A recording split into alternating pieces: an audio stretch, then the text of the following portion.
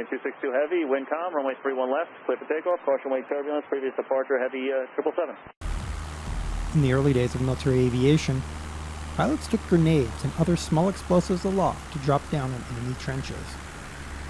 Before long, military planners realized that the new plane could be harnessed to drop more than just a few small explosives. In World War II, the concept of strategic bombing was pushed to the fore. With relatively inaccurate aiming systems and gravity bombs, it took a lot of bombs to destroy a target, and a lot of planes to carry those bombs. While the B-17 garners much of the attention of World War II, the B-24 was the other half of the U.S. heavy bomber fleet of Europe and an important part of the strategic bombing campaign. Despite a less rugged reputation than the B-17, the Liberator flew some of the fiercest, most important, and highest loss ratio strikes of the war. The strike on the Axis oil supplies at Polestai, done at treetop level in B-24s, was a costly but important attack to help slow the Axis war machine. While the B-24 and B-17 were engaged in heavy strategic work, the smaller B-26 Marauder spent much of its time down on the deck, carrying out low-level attacks. With cheek-mounted guns, the Marauder was a heavy hitter capable of taking down not just ground targets, but also enemy aircraft. It was a dangerous plane to fly with a high landing speed that earned it a nickname of Widowmaker. But when in the right hands, it was a highly capable medium bomber.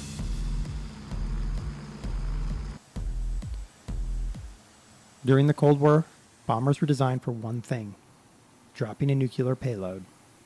The pilots trained to be ready to drop the ultimate weapon and incinerate countless people. The nuclear bombs were large, and the planes were fast, loud, and large. The Avro Vulcan formed the backbone of the UK nuclear deterrent. It was designed to penetrate enemy defenses by flying high and fast.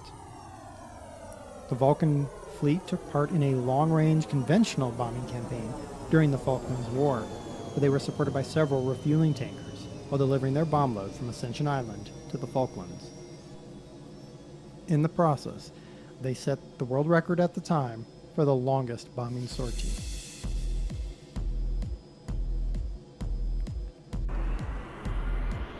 The Victor bomber was the third of the UK V-bomber fleet, though it was retired early due to fatigue cracks in the wings. Originally designed for high-altitude bombing, the plane was modified for low-level attack when it was found that missiles would bring down the plane too easily.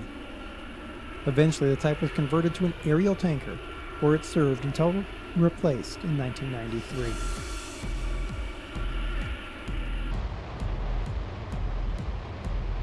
Not all Cold War bombers were large. Some were medium bombers designed for low-level strikes. The F-111 was designed for low-level terrain-following strikes.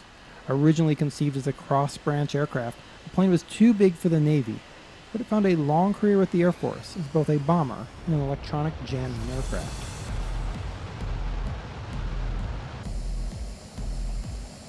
Some Cold War bombers just don't stop flying. With upgrades meant to keep it flying for nearly 100 years, the B-52 is one of the longest flying military aircraft of all time. With a strong design and a rugged build, the B-52 has been slated to be replaced multiple times. But each time, the replacing aircraft was unable to completely handle the job the B-52 does. Some B-52 pilots today are flying aircraft their fathers or even grandfathers flew.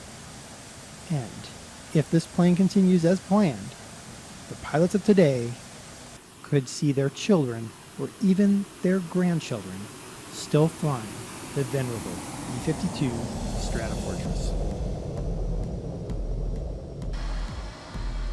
One of the planes that was supposed to replace the B-52 was the B-1 Lancer. Designed for fast, high, strategic strikes, the B-1 looked much like an enlarged F-111.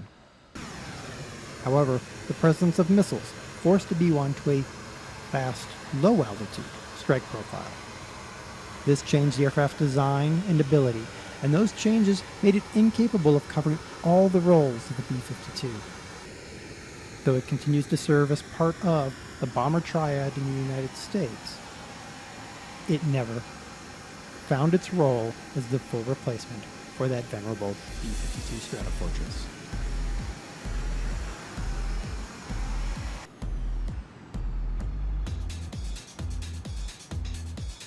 Designed as the cutting edge of bombing, the B-2 attempts to deliver its payload by stealth rather than speed or altitude or terrain following. The B-2 is a highly computer-controlled aircraft with an eye-watering price tag. It was also designed to replace the B-1 and the B-52. But again, compromises meant that it joins those planes as a triad rather than fully replace them.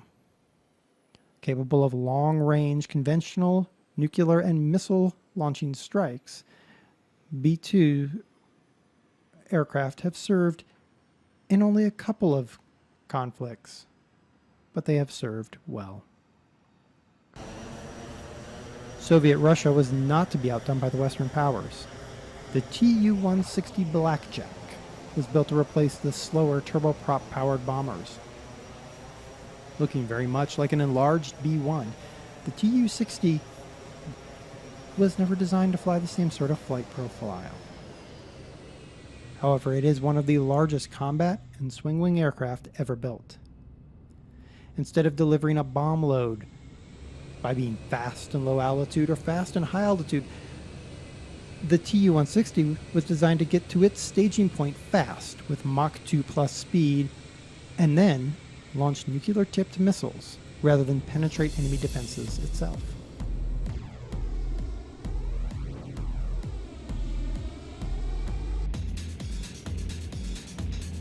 Some of the ugliest aircraft are built to do very special jobs. Their strange protrusions and bulges are there to do their job. Unlike the bombers and fighters, but more like the transport planes. These planes aren't flashy, but they're still important. The Fairey Gunnett was designed to hunt out submarines that threaten the British Navy.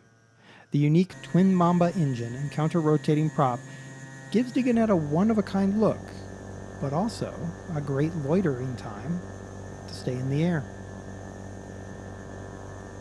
Later used for electronic countermeasures and supply delivery, the Gunnett was a unique feature of the Royal Navy.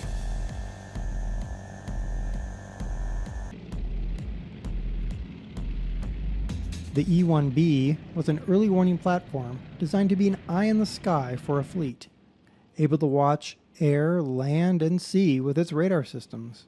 The E-1B was the Navy's version of the E-3 Sentry. The radome lent a very strange look to this aircraft, but it is also the all-seeing eye, has become a vital part of the U.S. Navy's fleet protection and force projection, allowing coordinated defense and offense in a way that was unheard of before the introduction of these style of aircraft.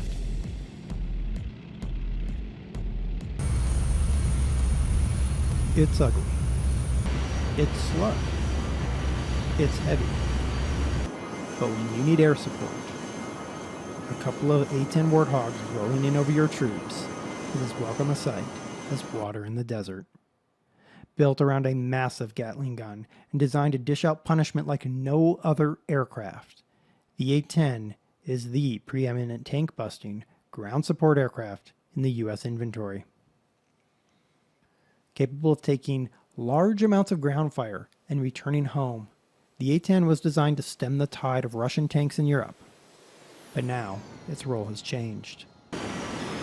With long loiter time, slow speed, and accurate gunning, the A-10 is one of the most feared aircraft if you are on the receiving end of its power. But one of the most loved if you are a soldier was pinned down and in desperate need of air support.